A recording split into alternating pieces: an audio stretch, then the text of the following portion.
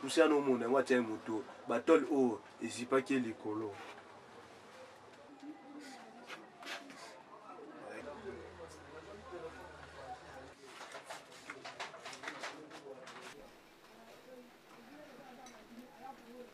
Hello, Pambara, Bizozo.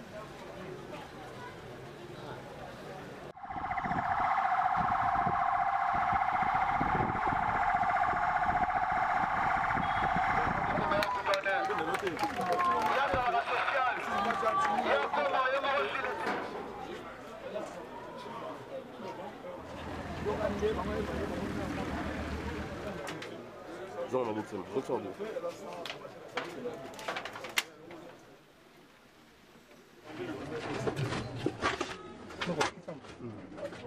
Ah, né, là c'est évacué quoi. Battle Oyo, battle on a bash Oyo, Izipika qui est, battle Oyo, Izipika est ma bango nyo surtout, les acquis du colon naïe.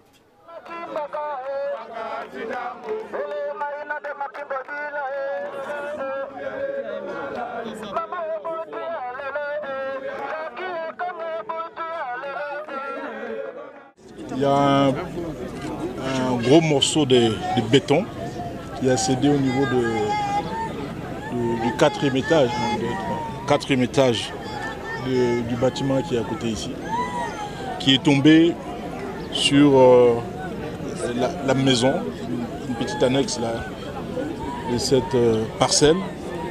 Et malheureusement, c'est tombé là où la défunte dormait.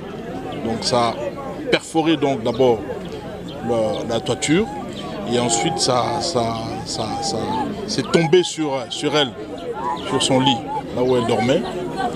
C'est comme ça que la pauvre femme, la pauvre bonne femme a perdu la vie. Donc c'est une situation assez dramatique dans la mesure où la personne qui est décédée dormait paisiblement dans son lit et sous la pluie en attendant que son mari revienne. Malheureusement, donc, la mort l'a surprise dans cette situation. Et ce que nous condamnons, c'est que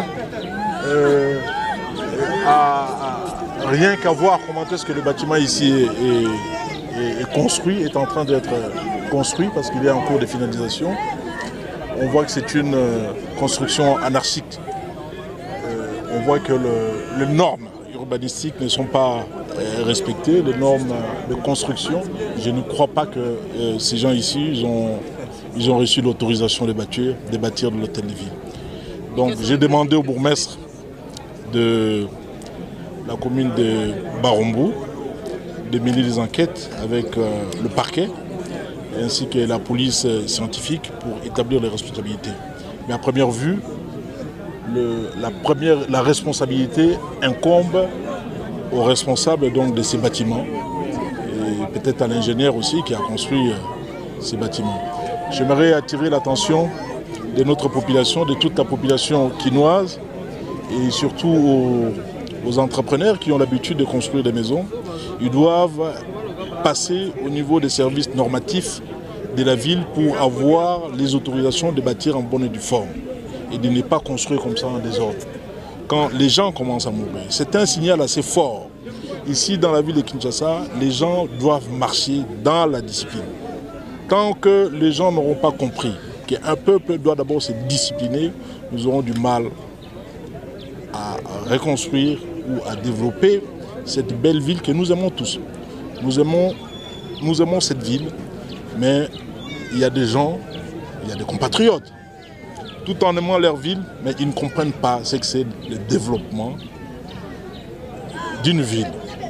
Le développement, c'est une question d'abord de changement de mentalité. Tant que cette mentalité issue d'une certaine période, notamment de la Deuxième République, ne changera pas, ça sera difficile pour nous de changer cette ville.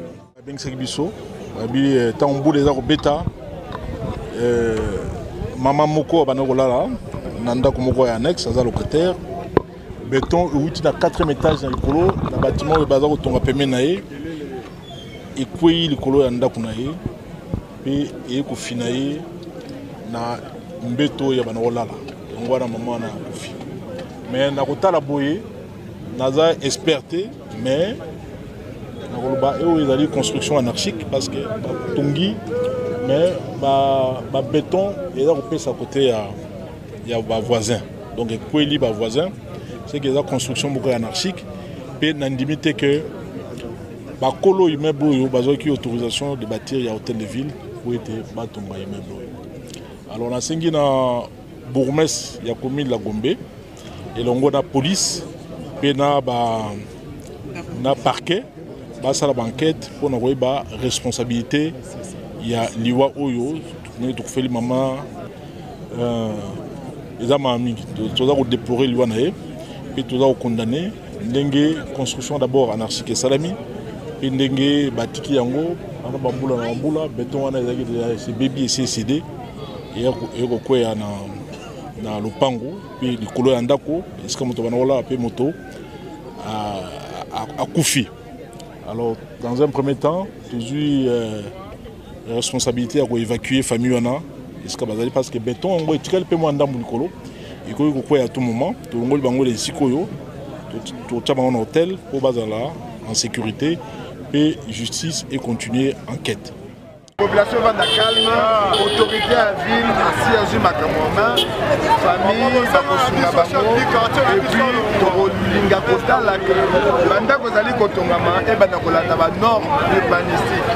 Autorisation de bâtir pour Pessama, ça la mine, ça la désordre, la ville à Kinshasa. Il y a un message de la population à la calme, famille on est allés prise en charge par l'hôtel de ville, mais Torolandela, Makameza Liboso, il y a magistrat, c'est Mouta. L'action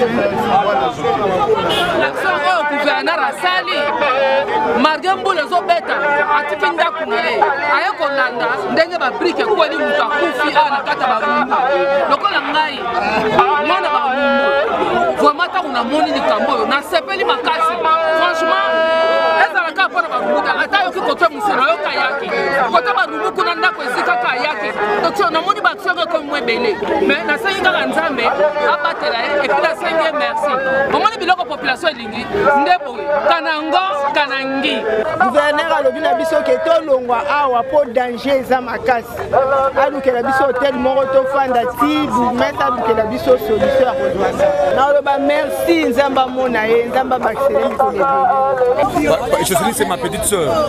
Moi j'habite Boumou et je suis venu maintenant rendre hommage à ma petite soeur et réaction au gouverneur. Pour le gouverneur, vraiment un remerciement est belé concernant Sali pour la visite pour assister à Oekumeli Bisolelo. Donc félicitations au gouverneur. Atam Samusale Malamu, Atira Biso Bote Tante Bakinois. Donc Moussala Malamu. Étage Oyo ya voisin la Biso bisou nde kolela ki biso na kata lopangu.